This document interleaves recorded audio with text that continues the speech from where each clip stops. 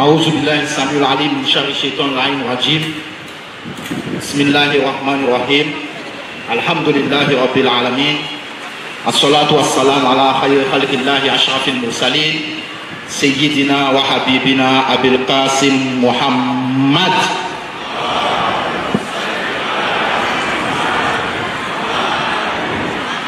صلى الله عليه وعلى آله الطيبين الطاهرين الميامين المعصومين ولعنة الله دائما على أعدائه إلى قيام يوم الدين آمين. Avant de commencer, nous allons saluer en commençant par le guide suprême de la communauté Ahlul Bayt de Côte d'Ivoire,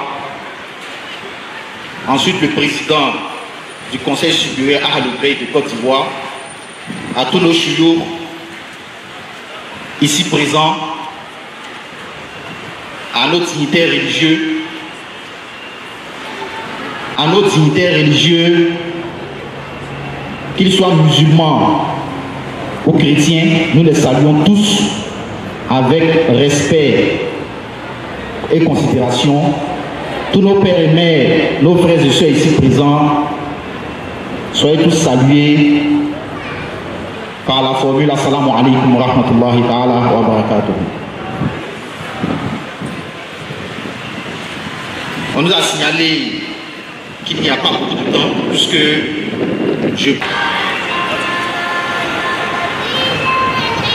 أعوذ بالله السميع العليم من شر الشيطان اللعين الرجيم. بسم الله الرحمن الرحيم. الحمد لله رب العالمين. الصلاة والسلام على خير خلق الله أشرف المرسلين سيدنا وحبيبنا أبي القاسم محمد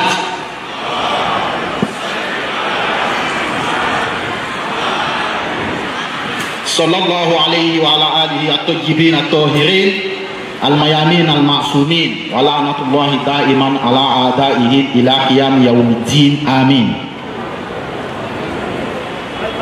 Avant de commencer, nous allons saluer en commençant par le guide suprême de la communauté Ahlul Bayt de Côte d'Ivoire,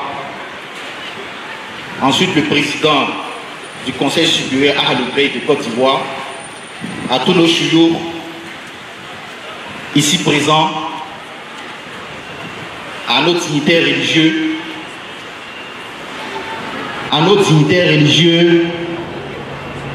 qu'ils soient musulmans ou chrétiens, nous les saluons tous avec respect et considération. Tous nos pères et mères, nos frères et sœurs ici présents, soyez tous salués par la formule Assalamu alaikum wa rahmatullahi ta'ala wa barakatuh. On nous a signalé qu'il n'y a pas beaucoup de temps puisque je pense qu'on voit bien que nous avons accusé un retard. Donc on va essayer d'aider les membres de l'organisation à au moins rattraper un peu ce temps perdu. Alors nous allons aller droit au but, Inch'Allah. Alors, le thème que nous allons traiter ici, nous allons le rappeler, même si on a ça sur les affiches, on va le rappeler quand même. Le thème c'est Ashura, symbole d'unité et d'engagement pour le salut universel. Je répète, Ashura, symbole d'unité et d'engagement pour le salut universel. Voici le thème que nous allons développer. Alors, pour aller rapidement, nous allons prendre 3 mots-clés de ce thème et les traiter. Et ça sera tout. Donc, bien entendu, notre intervention sera faite sur 3 points. Le premier point, le premier mot-clé que j'ai tiré de ce thème, c'est l'unité. On dit Ashura comme symbole d'unité. L'unité, ça c'est le premier point, qui est le premier mot-clé. L'engagement, qui est le deuxième. Et finalement, le salut universel, qui sera le 3e point, Inch'Allah ta'ala. Nous allons commencer directement avec le premier point, qui est l'unité. L'on pourrait penser que lorsqu'il y a une guerre, puisque à Kerbala, ce qui s'est passé, ce que nous commémorons ici, c'est une tragédie qui a eu lieu, n'est-ce pas? La tragédie a eu lieu comment? Il y a eu une guerre qui a été imposée à la famille du prophète, où ils ont été massacrés. Moi je pense qu'il n'y a pas de désaccord plus profond qu'une guerre. Il n'y en a pas. Un désaccord plus profond qu'une guerre, qu'un massacre, il n'y en a pas. Mais pourquoi est-ce que nous devons parler d'unité? C'est parce que nous ne pouvons pas continuer perpétuellement à faire la guerre. Ce qui va faire avancer l'humanité, c'est l'unité, c'est l'entente, c'est la cohabitation et la coexistence pacifique. Alors, comment est-ce qu'on traite l'unité dans un contexte pareil? Chers frères et sœurs, nous savons tous qu'en tant que musulmans, nous sommes tous d'accord. Et là, je ne vais pas perdre de temps dessus. On est tous d'accord en tant que musulmans, quelle que soit la tendance, quelle que soit l'école juridique islamique à laquelle on appartient, on est tous d'accord qu'on doit aimer et respecter la famille du prophète. Ça au moins, nous sommes tous d'accord là-dessus. Le Coran l'a dit, le prophète l'a dit à plusieurs reprises. On doit les aimer, on doit les considérer, on doit les respecter. On sait également qu'on ne peut pas prétendre aimer et considérer quelqu'un, le prophète Muhammad sallallahu alayhi wa sallam, sans aimer et considérer sa famille. C'est impossible. On ne peut pas prétendre non plus aimer et considérer quelqu'un et prendre le jour où une grande calamité frappe cette personne ou cette famille. On ne peut pas prendre ce jour-là comme un jour heureux si nous les respectons. C'est pas possible. Le jour où une grande calamité les frappe, si nous les aimons, nous devons être tristes également pour eux. Parce que si c'était notre propre famille, on n'allait jamais considérer un jour tel que celui-ci comme un jour heureux. Alors, il n'est pas possible de prétendre aimer le prophète et sa famille et considérer, n'est-ce pas, le jour où la calamité les frappe, la grande calamité, une catastrophe pareille, les frappe comme un jour heureux. Alors, le problème est le suivant. Pourquoi est-ce que nous sommes pratiquement les seuls à commémorer le jour d'Achoura? Pourquoi est-ce qu'on n'en parle pas partout? C'est bizarre qu'on ait notre prophète, qui est la personne la plus importante pour nous. La calamité frappe sa maison, sa famille, une calamité sans pareil, une catastrophe de dimension, je dirais, apocalyptique, frappe sa maison et il y a juste un petit groupe de musulmans, je vais dire un groupe de musulmans qui en parle. Pourquoi ça se fait? C'est quoi la cause? La cause a été donnée même dans les livres. On a un célèbre savant de nos frères Ahl-Sunnah wal Jama'a, Ibn Hajar al-Haytami, dans son livre As-Sawa École Mohorika, qui cite l'imam Al-Ghazali, le même Al-Ghazali. Al-Ghazali dit quoi? Il dit wa yahrumu ala al-wa'id wa ghayrihi riwayatu maqtal al-Husayn wa hikayatu wa ma jara bayna as-sahabati min at-tashajuri wa at-takhasum fa innahu yahiju ala bu'di as-sahabati wa ta'ni fihim wa hum a'lamu ad-dini talaqal a'immatu ad-dina anhum riwayatan wa nahnu talaqainahu min al-a'immati diraya fatta'inun fihim mat'unun ta'inun fi nafsihi wa dinihi. Qu'est-ce qu'il dit? Il dit, Al-Ghazali, il est interdit On commence par le désaccord avant de parvenir à l'unité. Qu'est-ce qui a créé le désaccord? Certains en parlent, d'autres n'en parlent pas. Qu'est-ce qui a créé ce désaccord? Il dit, Al-Ghazali, il dit, il est interdit à tout prédicateur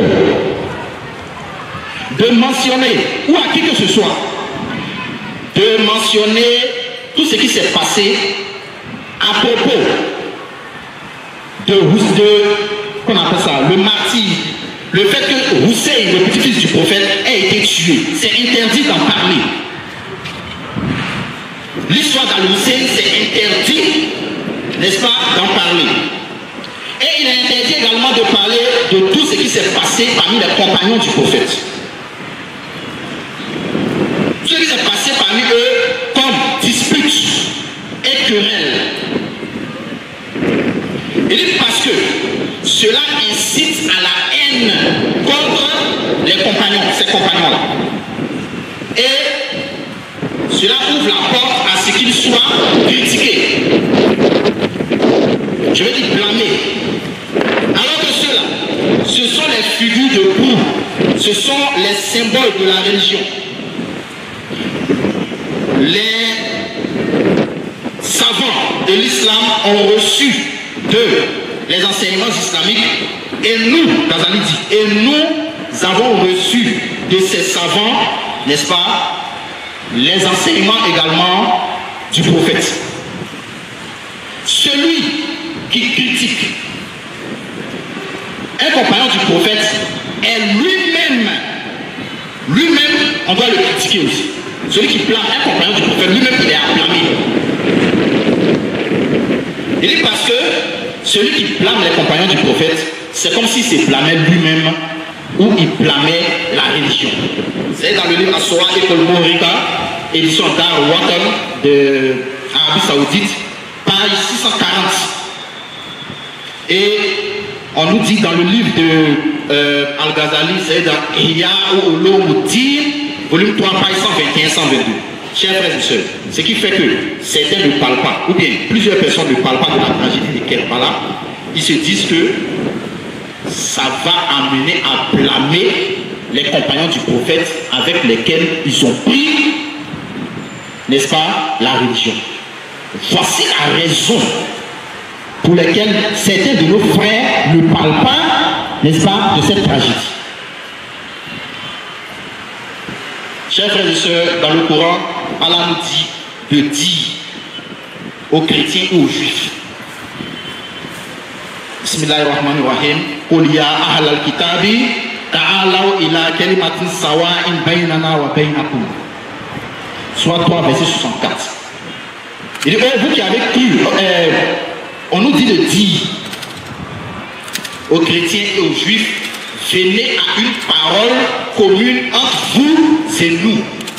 Donc le Coran nous demande, quelles que soient les différences d'opinion, quelles que soient les divergences de pensée, il faut toujours rechercher quoi? Un terrain d'entente. La divergence, on ne l'oublie pas, on sait qu'elle existe. Mais si on veut avancer en tant qu'humanité, il faut chercher un terrain d'entente et s'entendre pour pouvoir coexister pacifiquement. Alors, à nos frères de Ahl Sunnah wal Jama'a qui ont peur que les compagnons, avec les compagnons du prophète avec lesquels ils ont pris leur religion, soient attaqués, nous leur disons ceci. Chers frères, chères sœurs, ne vous inquiétez pas. Venez, pleurons tous la famille du prophète. Nous n'allons insulter personne ici. C'est des injures que vous avez peur. Le guide suprême de la communauté Ahlul Bayt qui est ici, avec lequel on a grandi, il ne nous a pas appris à insulter à tort et à travers. On reconnaît les divergences, on sait qu'elles sont là, mais comme nous sommes des êtres humains, nous savons que tout le monde ne peut pas penser de la même manière. Alors, venez, pleurons ensemble ce que nous aimons tous. N'oublions pas leur sacrifice. Personne ne sera insulté, personne ne sera attaqué, Inch'Allah Ta'ala. Ça, c'était le premier point concernant l'unité. On doit être ensemble et avancer ensemble. N'est-ce pas? Les idées d'une seule personne, ça ne peut pas faire avancer une société. Le deuxième point, rapidement, l'engagement. Vous savez, on s'engage tous pour quelque chose à la mesure de l'intérêt qu'on porte à cette chose. Au travail, quand on veut motiver les travailleurs, qu'est-ce qu'on fait? On dit on va augmenter leur salaire ou bien on va leur accorder des primes. Lorsque le salaire est augmenté, ils vont faire quoi? Ils vont travailler avec plus d'acharnement. Pourquoi ils vont travailler avec plus d'acharnement? Parce qu'ils voient l'argent qui est au bout. Ça suscite un intérêt. Donc leur engagement sera fait par rapport à l'intérêt qu'ils portent à l'argent qu'ils vont recevoir. L'engagement se fait à la mesure de l'intérêt qu'on porte à ce pourquoi nous, n'est-ce pas, nous nous engageons. Je vais aller rapidement, puisque nous n'avons pas le temps. J'avais prévu d'aller pas à pas, mais on est obligé de brûler certaines étapes tout en restant, n'est-ce pas, je vais dire cohérent. Chers frères et sœurs, on s'engage pour toutes sortes de choses dans ce monde. On s'engage pour notre travail, on s'engage dans notre mariage, on s'engage pour la famille, on s'engage pour des partis politiques, on s'engage pour des associations, pour des ONG, pour des causes variées.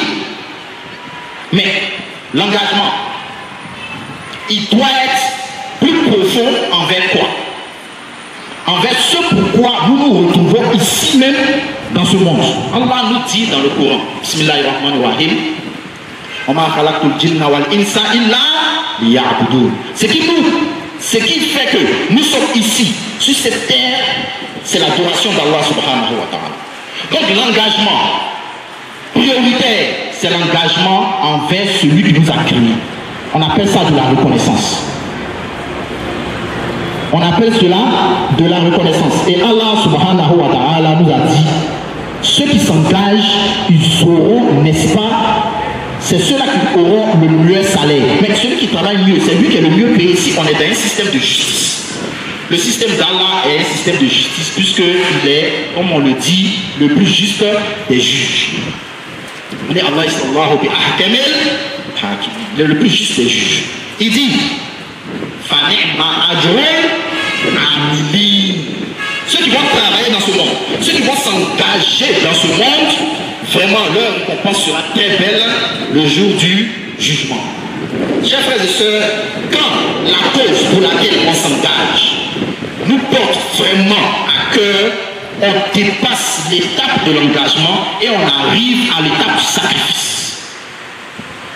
Ne dit-on pas tout le temps ici, même dans les milieux non religieux, les milieux laïcs, que rien ne s'obtient sans sacrifice?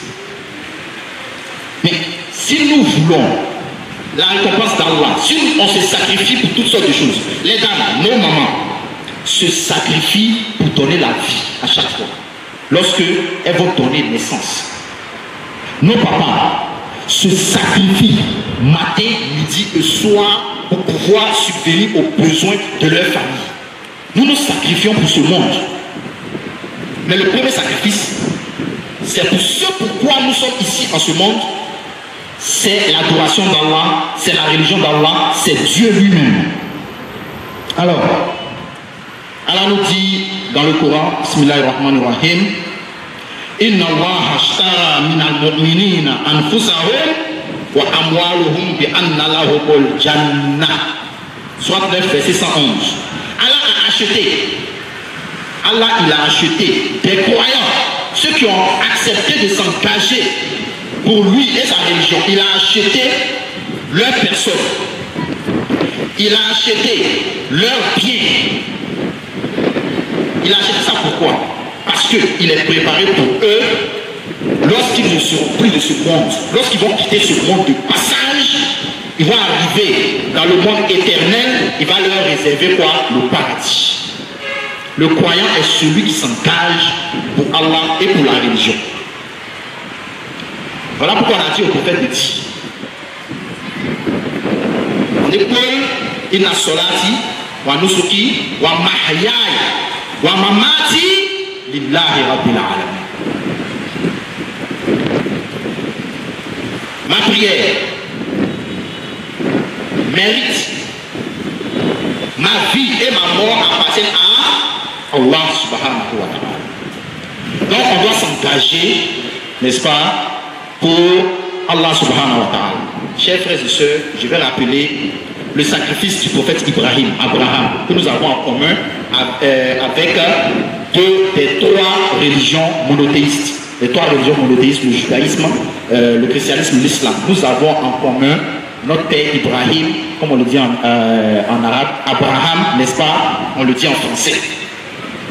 Il a été demandé à notre père Ibrahim, lorsqu'il a eu un enfant, alors qu'il était vraiment vieux, de le sacrifier à Dieu. Il n'a pas refusé, son enfant n'a pas refusé non plus. Lorsqu'il a dit à son enfant l'ordre de Dieu, qu'est-ce que son enfant a dit? Il dit, oh père, if alma umar satajiduni insha'Allahu mina sabirin. Il dit, père, fais ce qui t'a été ordonné. Tu me trouveras, s'il plaît à Dieu, parmi les personnes endurantes. Notre père Ibrahim et son fils se sont sacrifiés. Ils ont compris cet engagement, ce sacrifice. Dieu nous dit encore dans le Coran, soit 2, verset 124. Je vais dire ça et puis je vais passer au troisième et dernier point. N'est-ce pas? Même s'il nous reste une dizaine de minutes. Alors, dans le Coran, soit 2, verset 124, Dieu nous dit, il a mis le prophète Ibrahim à l'épreuve. Lorsque le prophète Ibrahim alayhi salam a passé ce test, qu'est-ce qu'il lui a donné? Il dit, je vais faire de toi un imam. Attention, quand on dit l'imama ici, l'imama, il y a plusieurs sortes d'imama. Il y a l'imama de mosquée, celui qui dirige la mosquée, on l'appelle imam. Le savant qui guide les gens par sa science, on l'appelle également imam. Et on a l'imama dont on parle ici, qui est le chef de toute la communauté musulmane. Toute la communauté de Dieu, le chef, on l'appelle également imam. C'est de cet imam-là on est en train de parler ici, n'est-ce pas, dans ce verset. Lorsque le prophète Ibrahim a réussi le test, Dieu lui a donné quoi comme cadeau? Tu seras pour les gens, pour tous les hommes, un guide, un chef. Tu vas les guider à moi. Qu'est-ce qui a donné l'imama au prophète Ibrahim? C'est l'engagement et le sacrifice. Donc l'imama abrahamique est intimement lié au sacrifice. Celui qui veut avoir l'imama du prophète Ibrahim, qu'est-ce qu'il doit faire? Il doit faire ce que le prophète Ibrahim a fait. Il doit, n'est-ce pas, se sacrifier lui-même, ses pieds et même sa progéniture. C'est là on voit le vrai imam des hommes. Voici le prophète Muhammad sallallahu alayhi wa sallam qui arrive de la descendance du prophète Ibrahim. Parce que le prophète Ibrahim a dit, d'accord, Dieu, tu me donnes l'imama, mais n'est-ce pas ma descendance? Dieu dit, je vais le leur donner, mais je ne vais pas accorder cela à ceux parmi eux qui sont injustes. Donc tu dois être juste, tu dois être pur pour atteindre ce statut. Ce verset-là nous montre clairement que l'imama abrahamique dans la communauté du prophète, après le prophète Muhammad sallallahu alayhi wa sallam, appartient à sa famille. Pourquoi? Dans le Coran, Allah a donné quoi au prophète Ibrahim? Il a donné l'imama. Et puis, pas seulement lui, à sa famille aussi, jusqu'à ses descendants. Il a donné l'imama. Mais nous, dans nos prières, chaque jour, qu'est-ce qu'on dit? Allahumma salli ala Muhammadin wa ali Muhammad kama sallaita ala Ibrahim wa ali Ibrahim.